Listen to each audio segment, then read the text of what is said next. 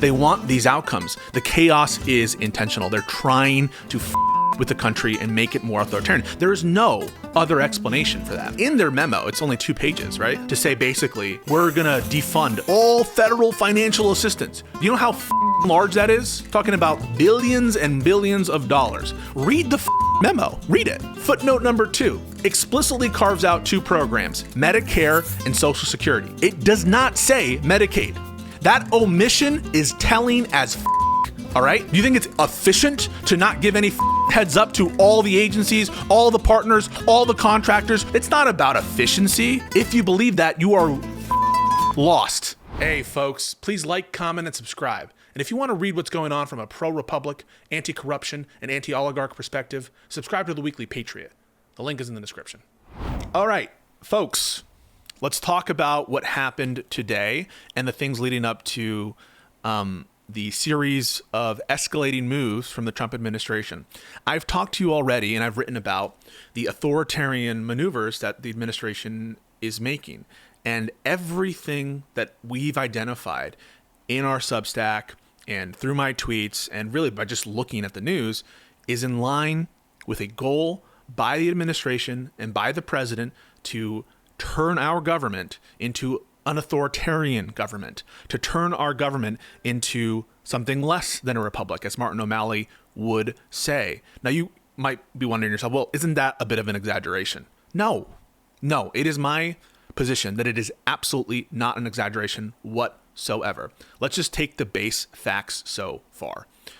Fact number 1, in terms of the pardon of abominations, this is the pardon of Trump's deniable militia terrorist friends, the Jan 6ers, even the ones who committed seditious conspiracy. That is a centralization of authority of deniable individuals who now know that the boss will let them free, will not impose any consequence to violence that they impose on the American people. Next, the reinstitution of Schedule F, the hiring freeze, the firing of independent inspectors general, who are the watchdogs of a lot of these agencies that are relevant to report on abuses, that kind of thing. All of that is in line to make sure that internally the executive branch is filled with Trump and MAGA loyalists. They don't want to hire people who don't support the administration ideologically. It is an ideological hiring freeze. It is to weed out independent actors. It is to make sure that people who might whistleblow, people who might tell the American people about what's going on behind closed doors, they're not in those positions anymore, so that we don't get the information that we need to come to determinations about whether or not there are abuses by the administration. That's internally. There are other things being done internally as well.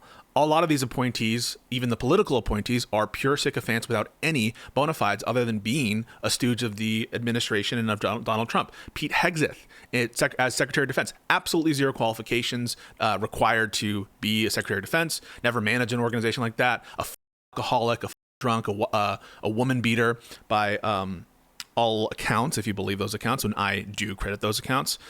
But the point is not that he's a competent person. The point is that he's ideologically committed to Trump. And in fact, it's better. It's better for Trump that he's dirtied up because he has nowhere else to go to but Trump. He has no legitimacy or standing in the office that he's occupying. He's not able to generate any cred himself. What's going on here is weeding out competent, independent people. Same thing is true of practically all of these nominees, to be honest with you.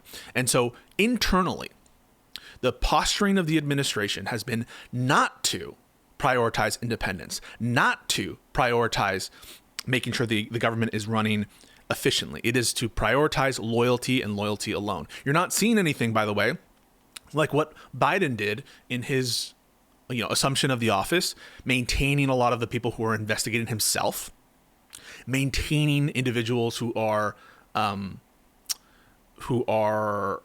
independent members of previously. Think about, for example, the Postmaster General, who he maintained a Trump appointee, maintaining NLRB appointments. So that's the kind of internal structure. It's also external. And when I say external, I mean within the government, but external to the executive branch. Some of the ways in which Trump is going about these actions is deliberately to centralize power and authority. We saw, for example, when firing the IGs, he didn't just fire them. He did not comply with the congressional statute requiring a notice provision and substantive rationale before firing an independent IG. That's the law. And you saw, some of you, and by the way, I totally rescind the notion that Jon Stewart should ever be the candidate for the Democratic Party, because he has shown that he is not meeting the moment by these comments that I saw earlier. But essentially, he said something to the effect of, who cares? It's just 30 days notice. No. People who say that aren't thinking. Violating those notice provisions are done for a reason. One, notice gives an opportunity for people to come in, for Congress to come in, for courts to come in and stop things. So notice provisions are not just these like boring things. They're implemented for a reason. And additionally, it's not just a notice provision. You have to give a substantive rationale, a sufficient rationale. So it's done specifically to make things a fait accompli. They're violating the law on purpose to test the waters. How much is Congress going to respect? How much is Congress going to allow for the sort of deliberate violation of law? I mean, the statute clearly says you need to go through these hoops, and they don't follow it. So they're testing externally what other actors in other branches within the party and outside of the party will do in response to blatant violation of law. And obviously they're setting up and teeing up for the courts the overturning of storied precedent, and that is that the Congress is allowed to put some limitations on the President of the United States' control of the executive branch. And they want to overturn that. And they want that done quickly, and they want that done decisively. So that's basically where we're at in terms of the kind of hiring and firing situation. I've given you a summary of that. It's being done to centralize power. It's being done, and notice what's going on here. They're trying to usurp Congress by saying, hey, you're not allowed to impose a limitation on me, the president of the executive branch. So it's a substantive challenge to Congress. It's a procedural challenge to Congress, and it's a political challenge to everyone in government. So there are many different layers on it, and they're thoughtful in the sense of they're cunning. They want these outcomes. The chaos is intentional. They're trying to with the country and make it more authoritarian. There is no other explanation for that. It's not efficiency. It's certainly not, trying to make better governance. That's not what's going on. And if someone's telling you that, they're lying to your face. You need to discount them. I mean, in terms of political takes, anyone who's telling you that, you just need to discount immediately everything they say. Everything. Anyone who would tell you this is about efficiency, it's about the budget. No. That's not what all these moves are about. Which brings us to some of the events of this week. We have on Monday, on the 27th, a memo from the Office of Management, Budget and Management, within the Executive Office of the White House, which kind of manages the president's budget and how other actors in the executive branch sort of use that budget. This memo said essentially there's to be a complete freeze on all, quote, federal financial assistance, which is a broad term. And they specifically incorporate the Code of Federal Regulations. I think it's section 200 of whatever volume, I don't know. So, and in their memo, it's only 2 pages, right? 2-page memo to say basically, hey, we're going to defund all federal financial assistance. You know how large that is? All federal financial assistance? Talking about billions and billions of dollars. We're talking about money to community health centers. We're talking about money to potentially to SNAP benefits. We're talking about money to research. We're talking about all sorts of funding, wildfire prevention, disaster. It's broad as fuck. And some of you are already like in the chat, some of you MAGA people, I'm sure, saying, no. They carved out this, they carved this. No. First of all, it's a 2-page memo. All right. If you want a detail-oriented plan, it's not going to be 2 pages for the complexity of the amount of funding that exists. So even on its face, the notion that we're going to have enough exactitude, enough specificity in a 2-page memo to make sure that everything is clear and not going to be chaos is laughable. So anyone even just telling you, oh, they gave enough clarity in the 2-page memo, or lying to you, or anyone saying, well, afterwards, after the 2-page memo, when they had a shit ton of pressure, then they changed their tune on some of these programs, that's not relevant either. That's them cleaning up. That's them corruptly cleaning up and trying to lie to you. And now they release some kind of supplemental thing to cover their own ass. But let's be clear about a couple things. Number one, Medicaid was absolutely covered by the freeze that was issued on Monday. Absolutely covered. How do we know that, right? How can I say that? How can I possibly say that? Well, number one, let's just take a backward step on it, right? We know for a certainty that there were a number of states, and by some accounts, this is Senator Wyden from Oregon, I think's account, all 50 states were unable to access funding for Medicaid on Tuesday morning, right? And so you have to think to yourself, this is just the, check internally. Does it make sense to me that all of these states were unable to access their Medicaid funds, that there was actually a message within some of these portals that said it was due to a freeze instituted by the Trump administration, and it was just a complete coincidence? Complete coincidence. That's just your intuition, right? This is just your intuitive check. Complete coincidence that, the day after this impromptu, without notice memo saying we're going to pause all federal financial assistance, all the Medicaid funding portals are down. No one can access the money. Complete coincidence. It just happened to be the case that every single portal in every single state, according to the senator, and as attested to by at least 20 states, weren't able to get their Medicaid funds. Complete coincidence. So that's just your intuition check right there. But then read the memo. Read it, right? Footnote number 2 explicitly carves out 2 programs, Medicare and Social Security. Okay? It does not say Medicaid. That omission is telling as all right?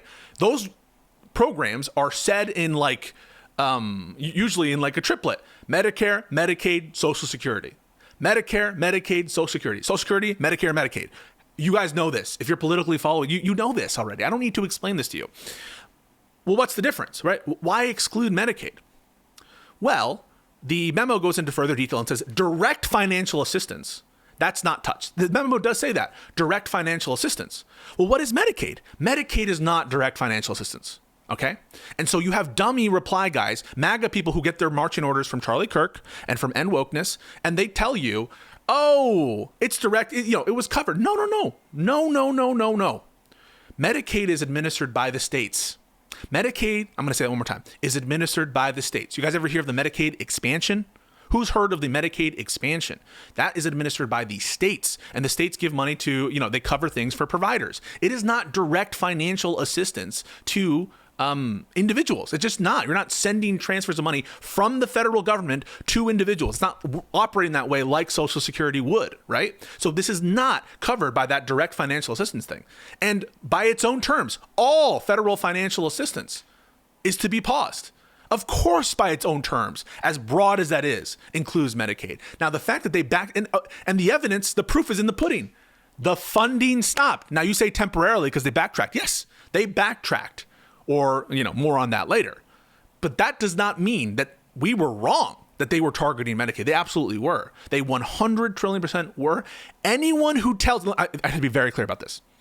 Anybody who tells you that Medicaid was not covered by the original memo is lying to you. And you need to immediately discount anything they say about politics ever again.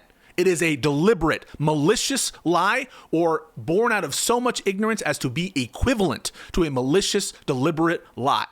Immediately, anyone in your replies, any commentator, any enlightened centrist who tells you Medicaid was not covered by the original memo, you need to axe them from your life in terms of listening to their political takes or thinking they have anything to offer until and unless they give you a complete apology and say, I was stupid and I should not have told you this and this was a lie and I lied to you, or I'm so stupid as to have given you the equivalent of a malicious deliberate lie. That's the level of apology that you would need to have before you're going to allow yourself to reintegrate with this person in terms of accepting their political takes. If it's your dumb mom or aunt, I don't give a You can continue loving your family. All right, chat. I'm not saying that.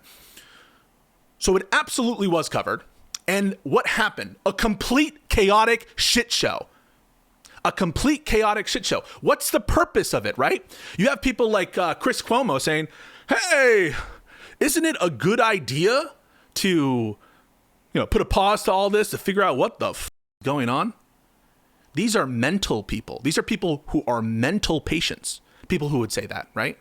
People who would say, yeah, let's pause every single thing at this moment with no notice to do a real deliberate check on efficiency. The reason why they're mental patients is, number one, if you think this is about efficiency, you have lost the plot. You're actually not on this planet. You don't exist in this realm. If you think that any of this has to do with government efficiency, then you just believe in slogans. You actually believe Doge is about government efficiency. You're wrong, sir or madam, or they that'em. You are completely incorrect about that.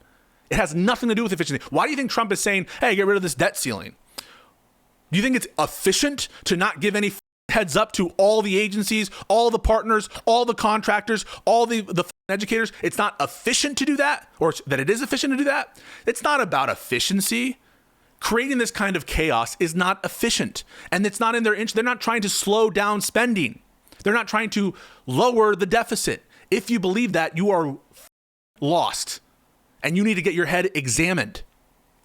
Why are they doing this? Why are they doing this? Corruption. Absolute corruption. What do they want to do? Well, I've read Article 1 of the Constitution. What does Article 1 of the Constitution say? Well, it gives Congress the ability to control the purse strings. Congress makes appropriations by law to spend money. You want to talk about core executive authority for purposes of your precious little immunity doctrine, completely made up, completely fanciful, complete bullshit? How about core legislative authority? Core legislative authority, what it means to be a legislator in this country is Congress gets to decide where the money goes. That's up for Congress. And so what is Trump doing? Trump is centralizing authority. He wants to make Congress a ceremonial rubber stamp organization. That's what he wants. He wants Congress to be beholden to him. He wants to take the power of appropriations and wield it for his own interests.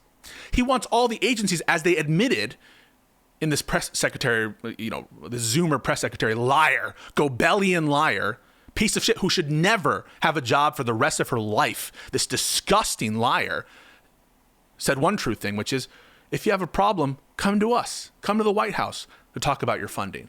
They're not even hiding it anymore. They're not even hiding this attempt to centralize authority, congressional authority, in the executive branch.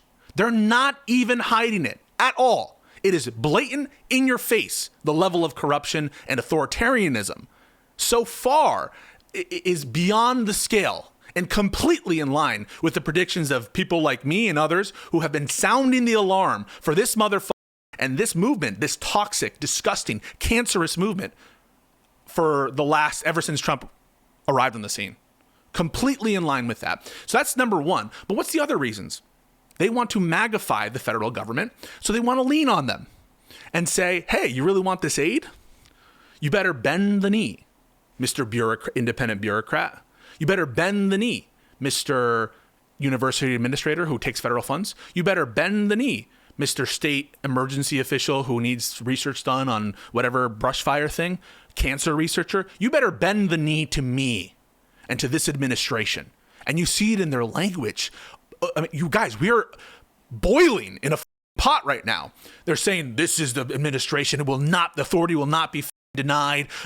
All of the things they're saying, textbook, fascistic, authoritarian language. You guys have all been completely bamboozled into this being the new normal. Completely just taken for a ride. You're now accepting this as normalcy. The language, think about what Eric Trump says. Oh, we're coming taking heads or whatever the he said.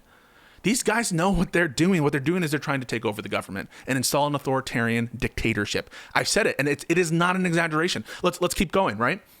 So what happens afterwards, right? Is we talked about one branch usurping the power of the congressional legislative authority by both in terms of ignoring their procedural requirements and substantive requirements in termination. It wasn't just, by the way, the IGs. It was also NLRB and EEOC officials who also have protection, congressionally approved, legislatively imposed protections from immediate fiat firings from the President of the United States for good reason, for reasons related to corruption, for reasons related to conflicts of interest, okay? There are reasons why these protections, which have been approved by Supreme Court precedent, have been allowed in the past. So we've talked about ignoring Article 1 of the Constitution, the basic responsibility, the civic responsibility inscribed in Article 1 the congressional authority to appropriate legislation, right? To originate funding bills and spending bills. Congress spends the money. Now we're talking about the judicial branch. And so, what do you expect would happen after this, I'll be gentle and say, ill-advised memo is sent out on Monday night? Of course, immediately, stakeholders are going to go to court. Going to go to district court all over the country saying this is unconstitutional because of course it is unconstitutional. Here's the memo. Review it. Judge, review this memo. Trump doesn't like that. A judge says, hey, I'm going to issue a hold. We're going to maintain the status quo here. We got to maintain the status quo because if we don't, there could be irreparable damage. And this is probably not legal, what's going on. Okay. What's a tyrant to do in response to judicial oversight? And they're explicit about this. And they're honest about this, about what their plans are. Who knows what they did? You guys probably already saw it. You guys are probably confused by it. That's the point. That's the point. What happens? The acting director of the OMB sends out another one-line sentence memorandum, a communique that says the memorandum previously referenced from Monday is rescinded. Oh, and all of a sudden the Democrats cheer, which, by the way, you should be cheering in the sense of you should be pushing for opposition. And whenever there's even the slightest tinge of weakness, you need to hit it hard. And Democrats, and we'll talk about the Democrats near the end, should be hitting it hard too. But it's a lie. It's a ruse. What are they doing, right? Rescinding the memo. Okay, well, the memo originated the policy. And so rescinding the memo that originates the policy means the freeze is over, right? Okay. But what is this? I almost want to say the gendered language. You know what I'm going to say. What does this woman do? What does this liar do? What does this Zoomer do? She says, no. The memo is rescinded, not the policy. Not the policy, the memo. People are like, what? Literally, how many people are in my replies, in my DM saying, what the f*** does that mean? I have no understanding. I thought they rescinded the memo. Why are they talking about how the policy? That's part of the point. This is what he's trying to do. Not trying to just usurp congressional legislative authority, but usurp judicial review, usurp the courts, who under Marbury versus Madison, it's emphatically the province and duty of the judicial department to say what the law is. And now he's trying to usurp that too. How? He's trying to rescind a memo, but keep the policy to make it unreviewable. Well, there's no, what can you review, court? There's no document. We rescinded the document. Now we're all still doing what the document says, but what can you review? Just our general practice, and we're all wink, wink, nod, nod. So they're clever and they plan for this, right? This is not, so this is a more prepared Trump administration than you've seen. It is dastardly and disgusting and authoritarian in all the worst ways. So they are rescinding the memo after everyone got the message to make it unreviewable, to try to make it unreviewable. And that's exactly the kind of procedural formalistic bullshit that the conflicted members of the Supreme Court are itching to get into. They're itching to be like, sorry, you can't review this because there's no memo. They rescinded it. It's moot. And so you're going to have to bring every single challenge one by one. We're not able to review it, totally in terms of what they've done. Every single person has to put in their thing. So we need to go through all this paperwork and and by that time, it's a fait accompli the other way, right? Because by the time you're forcing all these actors to go through litigation, which with respect to the same exact policy, the only difference is they purported to rescind the memo that did the policy, right? That's the only difference. They're still usurping the Article 1 of the Constitution. They're just making it done by wink, wink, and executive fiat as opposed to any specific written instrument. And the Supreme Court is itching to bite on some garbage like that, on some anti-democratic, authoritarian garbage like that, because the Supreme Court is not here to defend this democracy. The Supreme Court is conflicted. The Supreme Court has f***ed us over. And so you can hope, and I do hope, that they will come to the right decision, because I don't know how many other avenues we have. And I don't even know if this administration will listen to the Supreme Court at some point. But that is exactly what's happening. So when they rescinded the memo but kept the policy, it is a formalism done to try to escape judicial review under the Administrative Procedures Act and under the regular, rules of review of executive power. That's what's being done. So on the one hand, you have the usurping of legislative authority. And on the other, you have the usurping of judicial authority. And on the other hand, you have the deniable local actors being freed. The asylum is open. And on the other hand, you have internally the executive branch, as it's centralizing authority, is purging. It's offering all of these promises to people: quit and we'll pay you out. What do they want to do? They want to eliminate the people who will stand up to the regime within the executive branch by giving them payouts that they're promising, and they can never fulfill that promise. Because, of course, Congress appropriates money for the same shit. Congress holds the purse strings. And so they're making these promises, which you can't believe.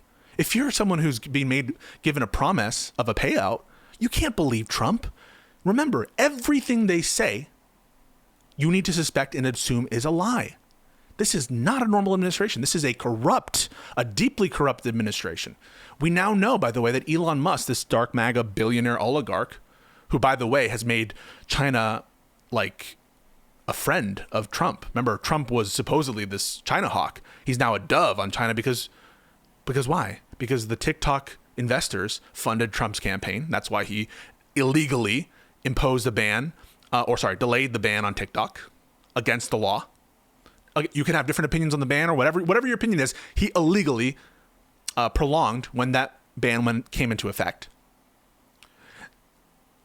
Elon has investments, very lucrative investments in China. And Elon, of course, is an extension of the administration. And so Elon also has his cronies within the Office of Personnel Management, which is the HR. 21-year-olds, 18-year-olds managing the government. An independent agency meant to ensure that the HR of our country is run independently. Kind of a good idea. And they're that too. What's the explanation, folks? That's laid out in Project 2025, all this shit. They try to gaslight you and say, no, we're not doing Project 2025. You believe them? You believe them? They're liars. They're liars. And so what is Project 2025? It's a roadmap to dictatorship in America. That's what's happening. I don't like to tell you this stuff because I'd rather have more fun. It is reality. Okay, now that we've erected this structure of centralizing authority, and they're doing so methodically, more carefully than you'd think, that it is controlled chaos. They're trying to implement chaos for sure, but they're thoughtful about it, and they've planned this out as they had in Project 2025. They didn't plan, to scrub the metadata of who actually wrote this thing, which are literally Project 2025 actors. Literally. The same authors of Project 2025 are writing these memos. So I guess they didn't learn to scrub metadata. But that's what's happening. And every day we lose a little bit more ground. Every day, a little more. Every day, a little. And I have to tell you that because I'm not going to lie to you. I'm not going to lie to you and say, hey, everything's going good. Trump is being stymied in what he wants to do. He's not. He's walking into the first dictatorship of this country. Let's talk about now how it's going to manifest itself in the immediate future and other aspects of this executive authority, and then the Democrats' response. And so, Trump has declared emergencies with respect to the border, with respect to energy. He's spoken in terms of invasion. And this is to give him emergency powers, is to unlock emergency powers. And also to usurp Congress one other way, which is to, once you declare an emergency, to expropriate funds from one place and put them into his projects. What are his projects? Drumroll. Detention camps, concentration camps. That's his projects, concentration camps. And what does he say today? What does he say today? We're opening up Gitmo for 30,000 people. Illegal immigrants, he says. Illegal immigrants. Illegal immigrants according to whom? According to the administration. Who just wait. The same administration that says we want to banish American citizens. Trump said that. He wants to banish. Reinstitute exile. Reinstitute banishment. Which, by the way, was never a thing in this country. It was a thing back in the old serf days. Medieval times, banishment. They're talking about it openly. Openly speculating. Third term, yeah, I think I can run. Offering amendments of a third term that would exclude Barack Obama. Saying his face must be put on Mount Rushmore. Have you gotten it yet? What do I have to say to make you wake up, ladies and gentlemen? What do I have to say to get you to think about what's occurring? I am begging you to open your eyes. He says Gitmo, just for illegal immigrants, just for the most dangerous of the dangerous. 30,000 people, really? How many of you believe that? How many of you believe it won't be used for legal immigrants? How many of you believe it won't be used for U.S. citizens? That there won't be a memo written the next day that says, oh, also U.S. citizens who we deem to be a credible threat and who are encouraging illegal immigration through their action? How many of you believe that? How many of you believe that Trump is not capable of that? Truly, how many of you believe that he is not capable of it? That he could never, it would never even cross his mind. He would never take, none of you, literally none of you.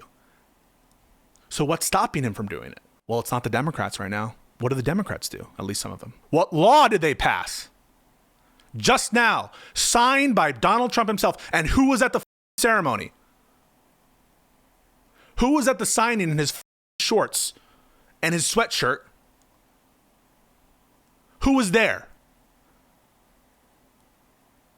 John Fetterman. And what does this law do exactly? Well, what this law does is it gives to the states, in accordance with a lot of the executive actions as anticipated by them, authority to push mandatory detention. Based on what? Based on a conviction? Okay, maybe. No. Based on charging. Based on charging. Mandatory detention. They can sue to force you to detain people. And who does that ultimately give power to? Private actors as well. Private actors who are in bed with a lot of state actors and frankly with the federal government. Yeah, why don't you charge people? What does the rule of law mean anymore? That's why the pardons are here as well. No one has any expectation that the Department of Justice ran by who? Pam Bondi? The FBI run by who? Kash Patel? The walls are crumbling down, folks. They're crumbling down. And without the Democrat support, the Laken Riley Act, the Abomination Act, which you can read about as the first paid article on my Substack, would never have passed. I put a little bit more blame on Fetterman because he was a sponsor and he's gallivanting and pressuring Democrats with his posturing, with his stupidity, with his weakness, but other Democrats as well. They're giving power to Trump. How is that not the definition of weakness? You're the opposition. You see what he's doing, declaring emergencies. You see what he's doing, usurping the different branches. You know what he's done. He's pardoned a ton of criminals, terrorists. And you're saying, here, sir, take more power. Can someone explain that? Chuck Schumer, a day late, is talking about the pardons. That's old news. They're waiting a day before coming out with milquetoast statements. You have Connolly coming out, a cancer patient, running messaging. No presence online. The game has changed. The game has changed. And our leaders are clueless. Our leaders are clueless. Not a single one of them voted against Marco Rubio. Marco Rubio is an enemy of the American people. This administration is an enemy of the American people. Wake the up. I feel like I'm taking crazy pills, that the only people talking about this are randos on Twitter, Kyle Kalinske, and me. What to be done? What to be done? All of you watching, you are the chosen people, okay? Because you're getting the message and you can't be like, no one can tell you weren't warned. We're not yet. We're not completely yet. We're in the process of ourselves, but we have not been yet completely. You need to put aside your partisan bickering to the extent that it's not related to Trump corruption. That's number one. The first step is it's a verbal act, okay? The first step is a verbal act. What's the verbal act? The verbal act is MAGA is the enemy. That's the verbal act. MAGA is the enemy. They are my foe, and they must be defeated and destroyed, metaphorically. But actually, in terms of political power. Number two of the verbal act. Donald Trump is corrupt. That is a truth. Do not believe his lies. So the first is an acknowledgement of the enemy. This is the enemy. This is who we're against. The second is an acknowledgement of truth, which is don't believe Trump. Purify your mind. Anything coming from, and Trump is here as an extension of MAGA, elites, that kind of thing. Do not believe their narratives. Purify your mind of their complete garbage.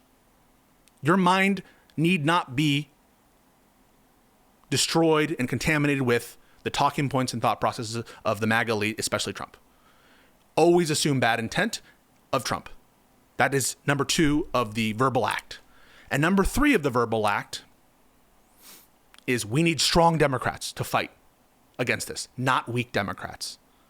That is an acknowledgement of reality, that the Democratic Party is the only means by which to defeat Trump and MAGAism. There is no other viable means. It must come from the Democratic Party.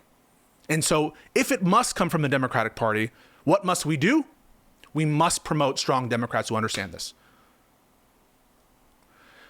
Until we understand, appreciate, and agree that there is an enemy, that we cannot believe their lies, and that the only path to defeat them is to promote a strong opposition, we will get nowhere. We will get nowhere fast. That's why it's so offensive, the Cenk Uygurs of the world. That's why it is so offensive, the John Fetterman of the world. They stand in contradiction to that truth. They stand in contradiction to what's before you, what your eyes are watching.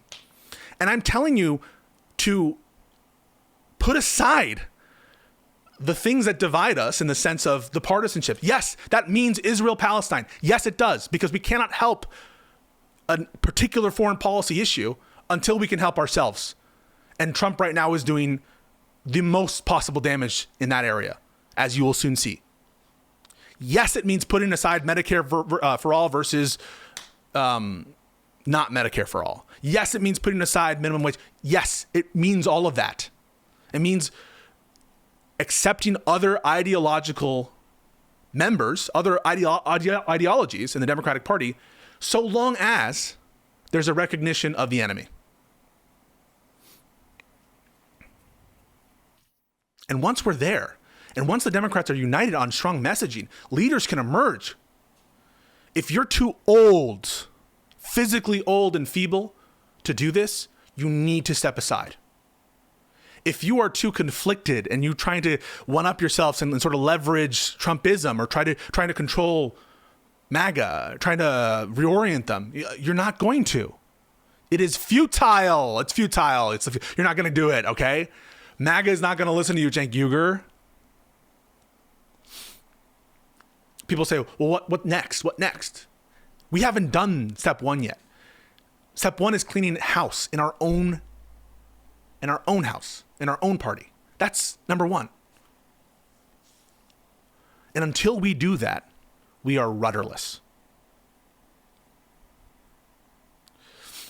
Gitmo's being opened up, as I said, and you're going to hear more and more about the abuses of this administration, especially from the brown shirts at ICE, especially from members of the DHS. You're going to hear horrible stories.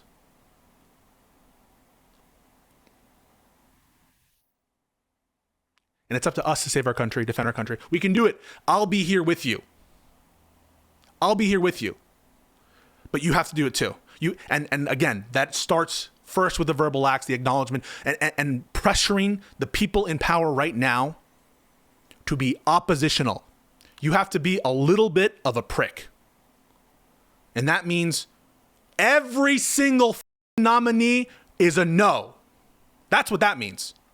Every single nominee, that's a no. That means no more slips of Trump victories. No more handing Trump power. First, stop the bleeding. Once we stop the bleeding, then we can worry, okay, what are we going to do now? No more votes. Grind it to a halt. Grind it to a halt. The Trump agenda. They did it with Obama. They did it with Biden. Why are we giving them wins? They don't want what you want. They want the destruction of the republic.